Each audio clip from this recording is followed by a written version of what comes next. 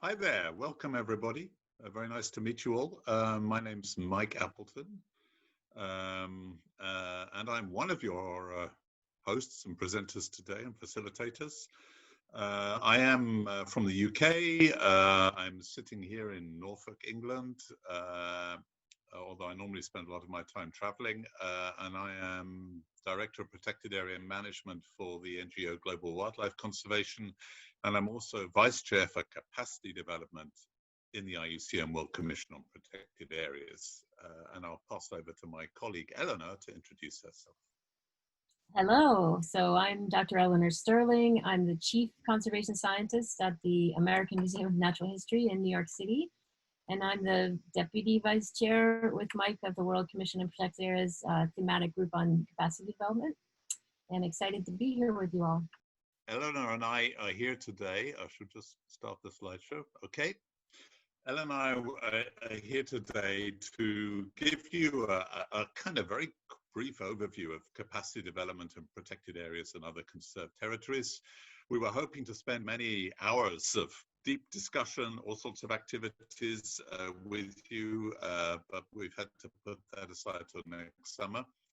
So we're going to give you a kind of taster of what you'll encounter if we all get to meet up together next year, and hopefully have time to answer some questions at the end. I'm going to get started because we need to get through the program and reserve time for questions. So if everyone's okay, we'll get going. We've got a few sections. I'm going to start off talking about a sort of overview of what we mean by capacity development. We're going to do some exercises. We're going to talk about professionalization, indigenous peoples, evaluation, and then hopefully at the end we'll have questions. If you type any questions you have in the chat box, we will then go through those and select as many as we can to answer at the end. So do use the chat box to register any questions as and when they come up. Everyone okay to start? I hope so. Yes. So first of all, what is capacity development? Well, you know, if we were all in a classroom, I might show you 20 definitions. And if you look up on Google, you can find 100 definitions. I like simple. This is a nice simple one from UNDP. That if capacity is the means to plan and achieve things, then capacity development describes the ways to those means. In other words, puts together the things that you need in order to get stuff done. That's the non-academic version, but it works for me. And the first real lesson and a barrier which a lot of people need to overcome is that capacity development is much, much more than training. And I don't know in your work, but in our work, we often have to keep repeating this, that when people talk about capacity development, they tend to focus on training, but it is a whole lot more than that. In fact, training is probably quite a small part of it. Generally speaking, we talk about capacity development at 3 levels. Enabling people to develop and use the competences required to do their jobs well builds individual capacity. And that's what a lot of training deals with. But also individual capacity is built through learning from each other, through reading, through attending webinars, through learning by doing, making mistakes, being part of discussion groups. We learn in all sorts of ways, and we build our individual capacity. But individuals on their own need to be able to function in organizations which value them and which make use of their skills. And establishing and sustaining entities of all types which sustain individual capacity requires building organizational capacity. This is an aspect which is overlooked quite a lot, and some people find it not very interesting because it's a lot to do with systems, processes, structures, how organizations function, how they work. But in fact, most of us, if we are working for non-functioning organizations, find it frustrating and we can't get our jobs done. Yeah, we have to put a lot of time and effort into organizational capacity. But organizations exist in a much wider context of the society, the culture in which they exist. And getting protected area work done is much easier if the system is, if you like, on our side. If there are laws, resources, general, what some people call political will, and a general cultural appreciation of conservation, that makes doing protected area work a whole lot more easy. And that's often called societal or systemic capacity or the enabling environment. So working at those three levels provides comprehensive capacity development. And as you can see, it's much bigger than going on training courses, because generally speaking, to be most effective, capacity building should be working at all those three levels. That's probably the sort of first major lesson from this event. We're going to talk today primarily about individual and organizational capacity, but I think some of your other topics have in this webinar series have touched on systemic capacity as well. Well, when you start to talk about capacity development, you have to think, first of all, well, how big is the task? What is the job that needs to be done? Now, I'm sure you've all, in your other webinars and your other work, you're all aware that there's about 255,000 protected areas in the world, covering about 7% of the oceans and 15% of the land. And that doesn't include areas which aren't officially registered in the world database on protected areas. So there's an awful lot more of them than that. So we have capacity development needs for maybe 300,000 sites. And people are now talking about the targets of 30% of the world. Now, if you just stop and think about that, that means protected area people are going to be managing 30% of the world. We are going to be the biggest land and water use agency or community in the world. So the capacity demand is going to be huge. And that needs really skilled and committed people, and it needs effective organizations to support them. How many people have we got to do it at the moment? Well, actually, we don't know. I've been trying to work on a survey of this for about a year, and we think there's about 1 to 1.5 million people working in official protected areas. But that does not take into consideration all of the indigenous and community stewards who are unrecorded and uncounted and not part of official systems. So there are a lot of us. But if you consider how many people it was going to take to manage 30% of the world, there aren't nearly enough. We need more people. That's the first capacity demand. And also, in terms of working towards Aichi Target 11, although we are hoping to hit the 17% terrestrial and 10% marine target, we are a long way short of the effectively managed targets, because it's only thought that 5% of terrestrial sites and 1% of marine sites are effectively managed. And if they're not effectively managed, they are paper parks, and there is a huge capacity shortfall. So in order to reach even current expectations, let alone the 30% expectation, there is a huge job to be done. And making protected areas more effective, if you read the literature, is very closely associated with capacity. So capacity development is critical. In response to this, we have been working within the IUCN World Commission on Protected Areas on a framework for capacity development of protected areas around the world. And I'm going to talk a little bit about that. How's everybody doing? Am I going too fast, too slow? We okay? We're good. Everybody happy?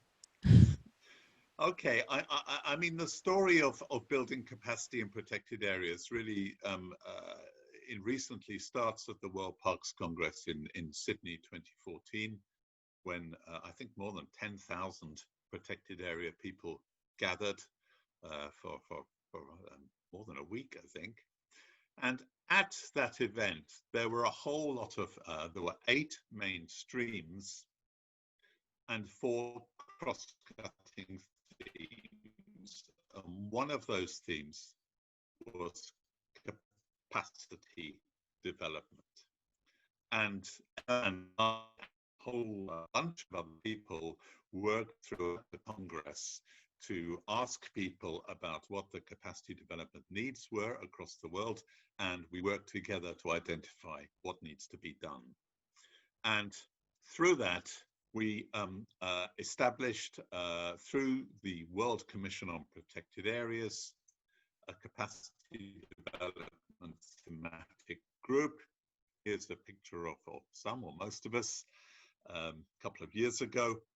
And we distilled all that we learned in Sydney and all of from all the other work we've been doing into what is called the IUCN Strategic Framework for Capacity Development for Protected and Other Conserved Areas. This isn't a totally comprehensive action plan for every aspect of capacity development, but it's a framework within which we want to encourage and support capacity development in order to start working towards the levels of capacity that we need. And our overall goal is on the left there. Protected and conserved areas are effectively, efficiently, and equitably managed and governed using state-of-the-art skills, knowledge, and best practices stemming from a diversity of traditions and cultures. So we are talking about capacity not just in the scientific technocratic world, which I inhabit and many of us here inhabit, but also through a capacity to understand, manage, and steward through the skills, knowledge, and understanding and approaches of other cultures too. And within that framework, we identified a number of streams: professionalization, indigenous peoples and local communities, enabling capacity development, and evaluation. And today, we are going to focus mainly on 1, 2, and 4. We'll talk a little bit about 3 at the end, I hope.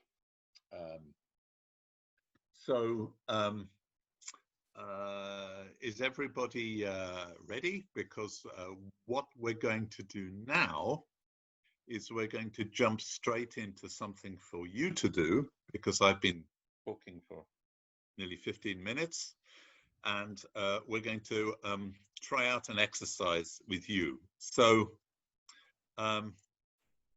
what we'd like you to do is to do a couple of self-assessment exercises.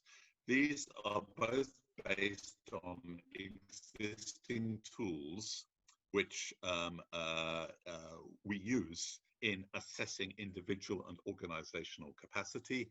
We're not going to make you do the whole assessments because that would take half the day. We're going to give you a little taster. So the first assessment is to assess your capacity to be a protected area manager. Now, at the top of the page there, you'll see a link.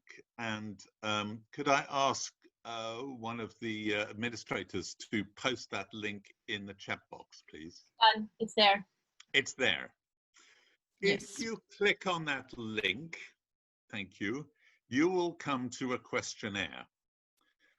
And it will list 10 competences. These are 10 skills that have been identified as required for managing a protected area. This is only 10 out of 300, so it's just a little taster for you. The questionnaire asks you just to put in a name. You can just make up a name for yourself, a nickname or a code name. It doesn't really matter. We're not testing you here. And we're going to ask you for each of the 10 listed competencies to just score yourself 1, 2, 3, or 4. And be honest, be very honest. 1 means I really don't know anything about this. I would require a lot of training. 2 is I have some competence, but I would require more training. 3 is I have good competence and just require occasional updating. And 4 is I have high competence. In fact, I'm so good I could run a webinar on it. I could train others to do this skill. So I've just chosen 10 random competencies from different categories. And if I could ask you all now to score yourselves quickly on those 10 questions, when you are done, if you could just raise your hand through the chat box. If you don't know how to do that, I think you have to go to participants at the bottom of your screen and then click on raise hand, because then we know you're done. So just give yourself a few minutes and just quickly give the first answer you think for each of those 10 questions. If you don't understand the question fully, don't worry, just give the best answer that you can think of. Hopefully, I'll be able to show you the results a bit later. Is everybody ready? Yeah, there was just a question because there are 2 questionnaires, and one is the green one, at least at my screen, the green one is the violet one. One is the organizational mini assessment. We don't want the organizational one. We want the protected area competence mini self-assessment. Yeah, that's the first one, just that one. And then we'll do the other one afterwards. Okay. So just the competence self-assessment first, the blue one. So if everyone gets started, and as soon as most of you have raised your hand to say that you are done, then we'll move on.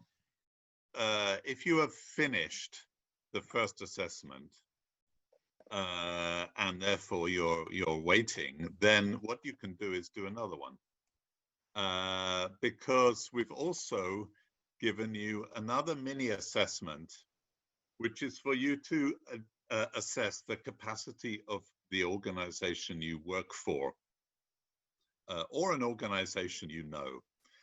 And this is based on a fantastic online resource for assessing organizational capacity from capacityforconservation.org. And we've just selected a few questions about your organization. The way you answer it is a little bit different. You have 4 choices for each, and you can just tick one of them. The first one is not there, means that my organization really has not made much progress towards that. The second one is getting there, which means some progress. And the third one is good progress. And the fourth one means I don't understand, or it's not applicable. So if you have finished the first questionnaire, lower your hand and do the second one. And we'll give you 5 minutes to complete that. There are fewer questions in that one. I think there's 5. So just do the second questionnaire, and then when you've done that one, raise your hand again. And when most of you have finished that, then we will move on, and you'll have a little while to finish in the background if you want to. But later on, while Eleanor's presenting, I'm going to try and do a very rapid analysis and show our results back to you towards the end of this webinar. So if you could just do that quick organizational assessment, let us know when you've done it, and then we'll move on. So both these tools are tools which we use widely in our group in order to review and assess the capacity of individuals and organizations in a sort of quantifiable way, in order to assess capacity needs, find out where people are in their careers, and also to assess organizational capacity and where organizations need to improve and develop. At the full event next year, we will have much more fun with these questionnaires. And indeed, we will have, hopefully by then, a very handy app, which you'll be able to do them and analyze the results in a lot more detail. So this is just a taster for you.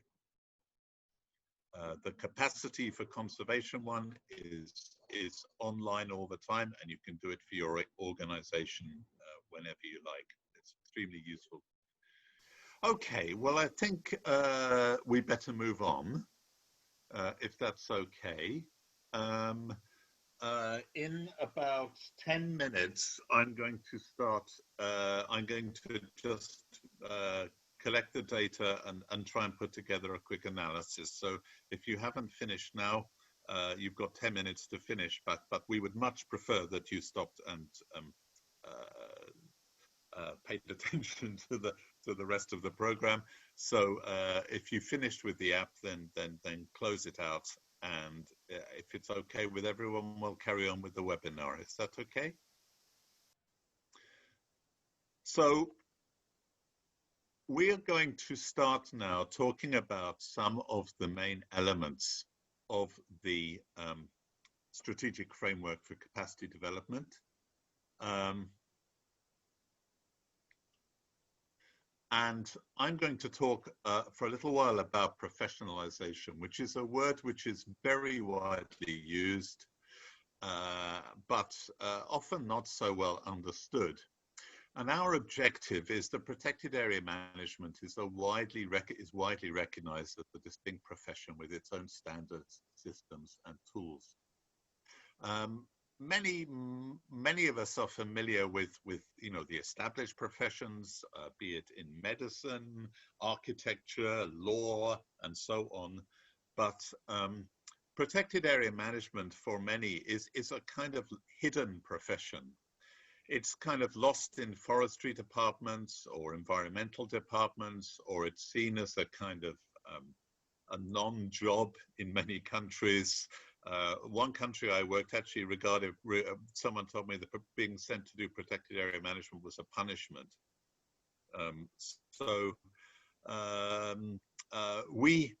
Because we're talking about managing 30% of the world, we need to start thinking about protected area management as a seriously organized and seriously regarded profession. So our World Commission on Protected Area Thematic group has been doing a lot of work to encourage, promote and support professionalization. In fact, work has been done on professionalization for nearly 20 years now, and these are just some of the events which have taken place in the last 20 years where people have called for professionalizing protected area management. But what does professionalization mean? Well, I'm just going to go through a few aspects we're working on. It means that our sector is recognized. The protected area work is recognized as a distinct occupation. In a few countries it is, but in many countries, as I said, it's not. So part of the work is for people to recognize us as a kind of health service for the planet. That kind of status is what we're looking for, rather than a kind of, a rather strange job for a minority of people who might be a bit crazy. Most professions also have their own competences and standards. We don't normally let doctors or surgeons work as surgeons unless they can prove they are competent. And in protected areas, we are working towards promoting competency frameworks. And one of our main tools is the Global Register of Competencies for Protected Area Practitioners, which you can look up and download. And the 10 competence questions in your little mini questionnaire come from that document. That document's available in several languages. It's about to be available in Spanish in the next 2 weeks. So that's a cornerstone of our work. Protected area work also needs accessible, certified training and learning. And there are certainly more and more courses and resources and institutes appearing, including one where we are now. But we need to make sure that the programs that they run are relevant to the needs of protected areas and that they're reaching the right people through a huge increase in online learning, blended learning, and also workplace learning, communities of practice, mentoring, all of these other aspects.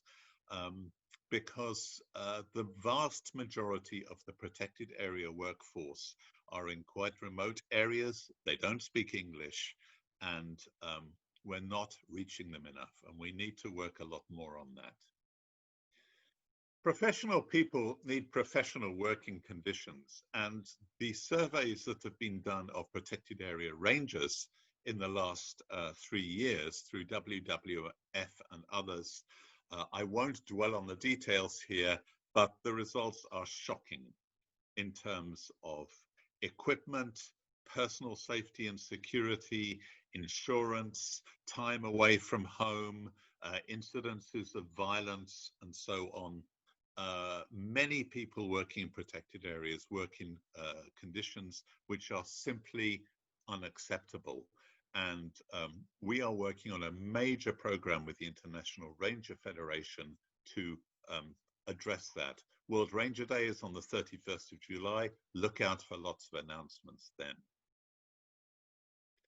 But also, rangers and protected area staff not only need to be properly equipped and paid and supported, they need to behave correctly too. There have been some very disturbing accusations in the last few years of the behavior of rangers in some countries, and we have to take that very seriously and address it. And that's going to be a large part of our work in the next few months, is building common ethical standards, codes of conduct, and safeguarding mechanisms to make sure that things don't go wrong in the field. And as I said, professional people need professional organizations. And many people around the world tell us of these kinds of problems listed here, which undermine their ability to function as effective individuals. Personnel changes, no chance for promotion, no job descriptions, weak governance, no systems and processes, corruption, the word no one likes to mention, and lack of specific budgets for training and for capacity development. The organizational assessment tool, which you had a little go with, is one way of testing how well organizations are at creating a working environment which enables individuals to do their job. So there's going to be a lot more on that. Those are a few elements of our program on professionalization. You've had a go with a couple of tools which we're using to support our work. If you come along next summer, we'll be doing this in a lot more detail, doing a lot more exercises, activities, and simulations. I hope you've got a taste of it. We'll give you some more contacts later on how you can follow up on those areas. But right now, I'm handing over to Eleanor. Thank you, everybody. So the second pillar of the strategic framework for the World Commission on Protected Areas in relation to capacity development addresses the capacity development initiatives that are specific to the needs of Indigenous peoples and local community stewards of protected areas and other conserved areas.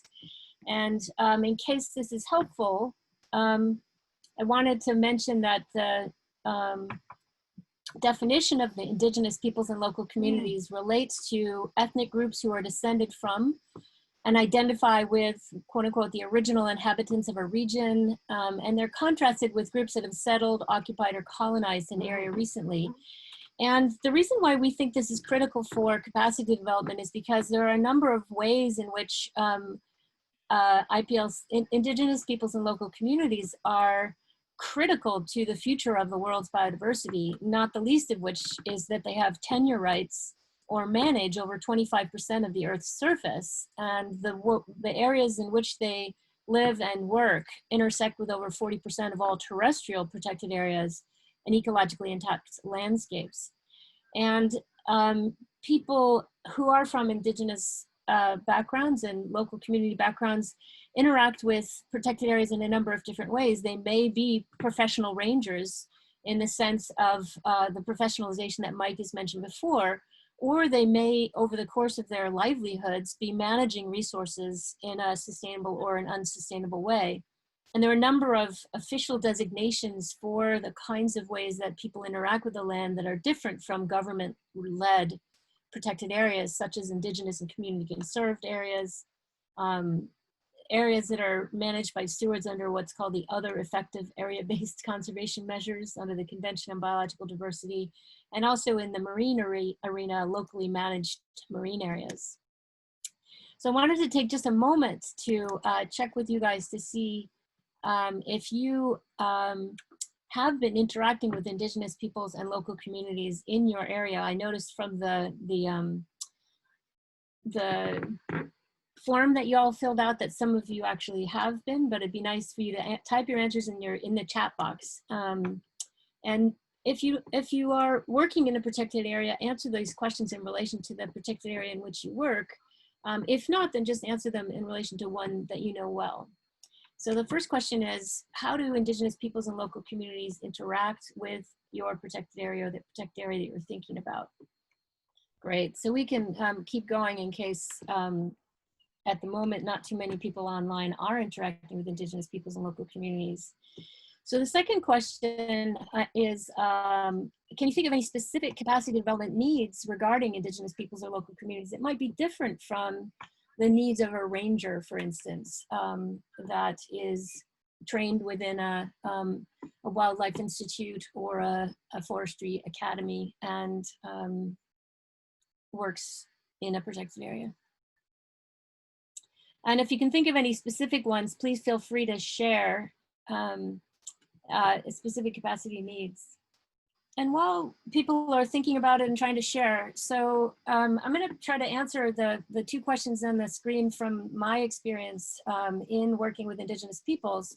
And it's that in the past, I've been working in protected areas for decades now, and in the past when government protected areas have engaged with indigenous peoples and local communities, it's about how do we train rangers to interact with community members.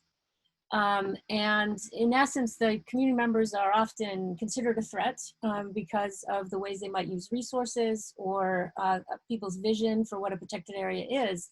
And that's all been evolving over the last 2 or 3 decades to recognize that indigenous peoples have stewardship principles and ideas that we can all learn from in the government-led protected areas, but also frequently there's a co-creation or a co-management of these areas, or also people recognizing the impact that strict protected areas can have on communities who have lived in and interacted with an area for a long time, not just because of the resources that they interact with, but also because of the cultural relationships they might have with that space and place. So many of you are noting the importance of indigenous peoples and local communities in decision-making, which is critical. And another thing that's really important to think about is in terms of capacity development, it involves how does knowledge get passed from one generation to another in these communities. And we don't necessarily think about that when we're thinking about capacity development in a traditional sense in a protected area. We may think about workshops, or anyone who wants to can sign up for a workshop and learn about protected areas, whereas in indigenous communities, frequently there's a set of knowledge that relates to management of resources that people have to earn through time. And they earn the respect of their elders in order to be able to obtain that information, to be able to then be the people who manage or retain information about those resources. So just understanding the knowledge structures and the customs around sharing information and around who has access to that information and who can act on that information is actually really, really important. And so one of the things we've been trying to do is to think about how can we facilitate the capacity development needs that are specific to these communities who work in and around, who live in and around these protected areas. And they may have different goals and objectives. They may not actually be thinking specifically about conservation of biodiversity as the goal for their interests and their work, but they may be really interested overall in long-term sustainability. And so the needs of the protected areas may intersect with the interests and needs of indigenous peoples and local communities with different value systems behind those ultimate goals. And that's another really important thing to be thinking about in terms of capacity development. So it's not necessarily about trying to run awareness projects to raise awareness about biodiversity, but it might be about having different values for biodiversity, but thinking together about what a sustainable future look like for this space and place where people might intersect with government protected areas. So those are the kinds of things that we're trying to think about. And next year in the full seminar program, we'll be exploring things like biocultural approaches, which are approaches that recognize that people's culture impacts how they choose to manage a place in the space, and trying to understand how people's value systems and motivations impact the quality and state of biodiversity, which then impacts people's culture. And those feedbacks are really fundamentally important for effective management in spaces that have strong cultural roots to a place. And the other thing that we will be talking about is, well, how do you share information about that? What kinds of indicators might you use to think about success of an initiative if you're thinking about those interactions between and the links between culture and biodiversity? And we're going to talk next year also on how to measure and report on mutually supportive interactions, thinking about free, prior, informed consent. Any of you who were in Jen Kelleher's work last webinar, heard a little bit about that. Essentially, we'll be talking a little bit more about what kinds of centralized resources there are for some of the centralized sites there are for some of the resources that can help us with this work, and then exchanges that are developing between different protected areas and different indigenous groups to try to help better shine light on what are the capacity needs and how can we all learn with and from each other on these issues. So feel free to keep adding questions, but for the moment, because of the time that we have, I'm going to move on to the other pillar that we were going to talk about today, which is relates to what I just spoke about in terms of indicators. And that's how do we know that we're doing well in terms of capacity and engaging in capacity within our protected areas?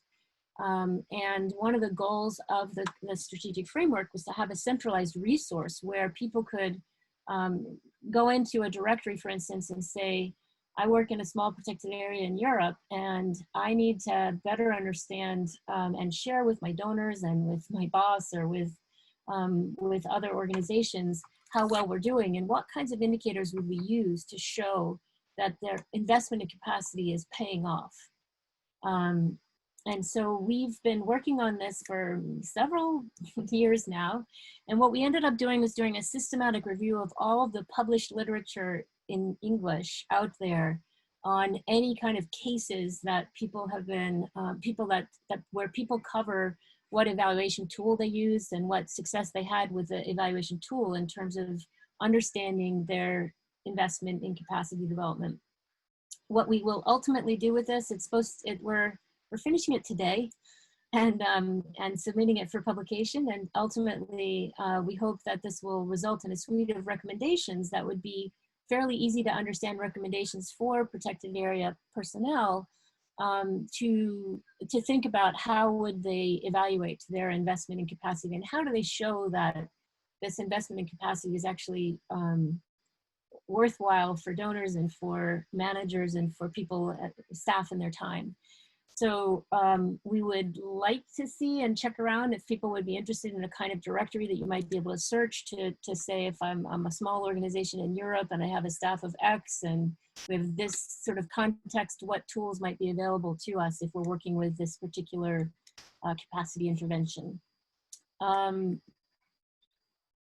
So really quickly too, we wanted to get a bit of a sense from you all about, again, just think about a protected area where you might work or where you work now or one you know reasonably well. And just ask, do you actually, at this point in time, evaluate capacity development in your protected area? Wow, that's really interesting. So a bit of a mix, don't know, no, and yes, we do evaluate. So for those of you, a little pressure on those of you who do evaluate, maybe you could share just a bit about what kinds of methods that you use or what things are going well with this kind of evaluation. METs, okay, so there's a monitoring evaluation tool that's used within and across the protected area world that, that has a capacity development piece to it. It's monitoring, evaluating a lot of things with the sub piece of it that relates to capacity development. So it's interesting that several of you say no, and yet how would you know, or why would you invest in capacity if you don't know if it's working or not working? It's hard to do this. Hard to do this with the chat, but so we'll be opening up to a discussion pretty soon. So hopefully that'll give you a chance to have a more of a dialogue, us a chance to have more of a dialogue. That's a really good point from Sabrina. When nothing is known, any capacity development is good. So that tends to be the status of people's investment in capacity development. People have a sense that it's a good idea, that it's something that they need. And as Mike mentioned, there is a huge and growing need for personnel who are managing these protected areas, and also for people within the context of indigenous steward managed areas. To be able to share with others how they're doing, but we're not particularly good at figuring that out. How do you share it? What do you measure? How do you know when to stop doing something and when to start something else? And so that's one of the things we'll be covering next year, because we'll be much farther along with this work that we've been doing to try to better characterize the landscape of evaluation and capacity development. So I think at this point, I'll turn this over to Mike, and we'll see the results of the assessment if you're ready, Mike, and then we'll have a chance to open back up for discussion and questions. Is that working? Yes. Yes. Way. Okay, so I use Google Forms for this. It seems to have worked. Let's have so these are the individual capacity questions. I chose these from the Global Register of Competences for Protected Area Practitioners. There are 300 competences like this in the document. They're assigned to 4 levels of staff, from sort of senior directors to field staff. I chose one competence from each category at level 3, which is the kind of park manager, senior department head category of competences. I chose them pretty randomly, so this is just a snapshot of the capacity of this group. So if we start off with management planning, remember 1 is weakest and 4 is best. So a quarter of you nearly think you can teach management planning, which is great, because we need you to teach the more than half of you who really don't know anything about it at all, or who need a lot more training. So although a lot of training in management planning goes on, clearly from this group there is a significant need, because anything which is in 1 or 2 in blue or red really means that some serious capacity building is needed. What about systems for health, safety and security? We have far fewer experts in that. This tends to be an aspect which is really overlooked in protected areas. When I do these needs assessments for rangers and staff, first aid always comes out as the biggest need. And given how hazardous some of the work is, it is surprising how little attention is paid towards health, safety and security. And this little mini assessment shows that 3/4 of you really need more training to be able to do to ensure health, safety, and security in the place where you work. In terms of identifying capacity development needs, the situation seems to be much better. Lots in category 3 and 4, more than half, which is very encouraging. Business planning. This is often the bit that which gets missed. People do management plans, but a business plan really is an assessment of the costs of management and how and the income of a protected area, the gap between costs and income, and how that gap might be filled. It's not the most exciting topic for many people who want to be out counting bears and measuring the water quality in rivers. But obviously, keeping protected areas sustainable and well-financed is vital. And at the moment where we are seeing a complete collapse of protected area income from tourism around the world, proper sustainable business planning with a diverse foundation of funding is becoming more and more relevant and important. So clearly this is a training area. I think the folks from the Academy are making notes about their next training programs probably. Negotiating agreements, resolving disputes and conflicts. We know that protected area management, a lot of the work is about people and dealing with people, and sometimes dealing with people in difficult contexts, and almost 3/4 of you there feel you need more training in that, with only a very small number feeling confident that they could actually teach others to do it. This is tough work, and they don't teach us this when we study biology. Directing measures of recovery of fauna species. So this is kind of old-fashioned conservation, species recovery, planning and management. And it's quite typical, actually, that as protected areas have grown, the number of people who are confident in the core biological skills to do with ecosystem and species management is actually declining. And that's kind of borne out here, because more than a third of you really don't know how to do this. And yet biodiversity is the cornerstone of protected areas. And actually, in all of the increasing interest in people-focused work, we're actually seeing quite widely a kind of neglect of eco-focused work, which, although we understand has to be balanced with other needs, is still very, very important. Unfortunately, a lot of us have to deal with wildlife crime, and most of you feel very underprepared to investigate into wildlife crime. This is tough, hard work for protected area people. It's one of the biggest threats globally, and the current crisis is so much linked to wildlife trade. This is an area where globally a lot more training and capacity building is needed. But you are much more confident with communities, where more than half of you are in the most confident 2 categories. So congratulations on that. But still, quite a few of you really need some more help and support in enabling participation of communities. Visitor management and tourism, quite weak here. Well, no, it's about half and half, isn't it? Half and half between the weakest and the strongest. I guess a lot of protected areas don't have visitors, or don't, tourism isn't so important. Normally, I see this one as a bit stronger. And brand and image development, so much to do with marketing of your protected area. Again, quite a large area of weakness. So that's a quick overview of the individual capacities. If we look at the organizational ones, 15 responses.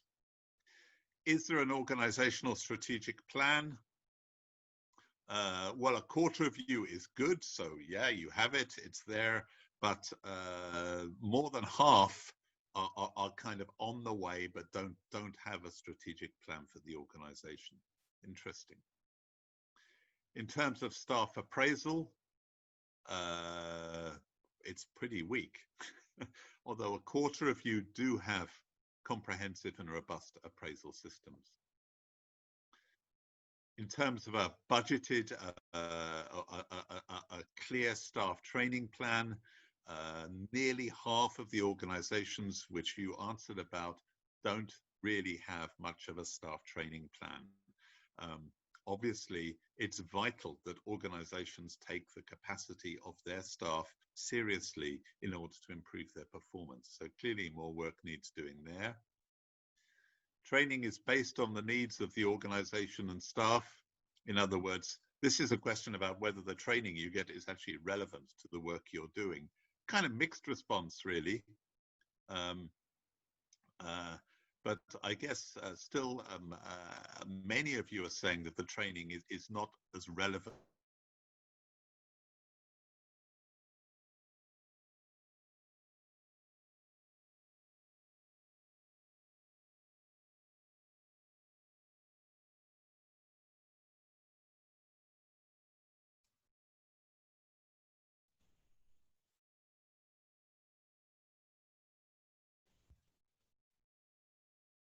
Note to end with. So I hope you enjoyed those mini assessments and learned a little bit more about them. You did them very quickly. If we did these fully, we would do them in more detail. At the seminar next year, we'll do them in a lot more detail, and we'll analyze the results in all sorts of different ways, and we'll talk about how to use them to develop needs assessments, training plans, and so on. Thank you very much, Mike. And thank you very much, Eleanor. You are now welcome to share questions in the chat, as Eleanor already. Framework has got 4 elements. Hello? Yes, Sorry. Mike. I think I had a connection problem, I guess. Sorry okay. to interrupt. Okay, no problem. We've talked a little bit about professionalization and trying to build the recognition and respect and support for protected areas. We've talked about the specific needs for capacity in the context of Indigenous people and local communities. We've talked a little bit about enabling capacity development and the sort of growth of courses and programs, but also that capacity development isn't just about training. And Eleanor's also opened our eyes to the need for systematic and structured evaluation, not only to know what impact capacity development is having, but also helping us to learn what types of capacity development are having the best impact. There's a few more information resources here. I'm sure, I assume this resource is going to be shared. I hope so. Yes. Yeah. So there'll be links for you to follow. Also, there will be a link to the strategic framework for protected area capacity development.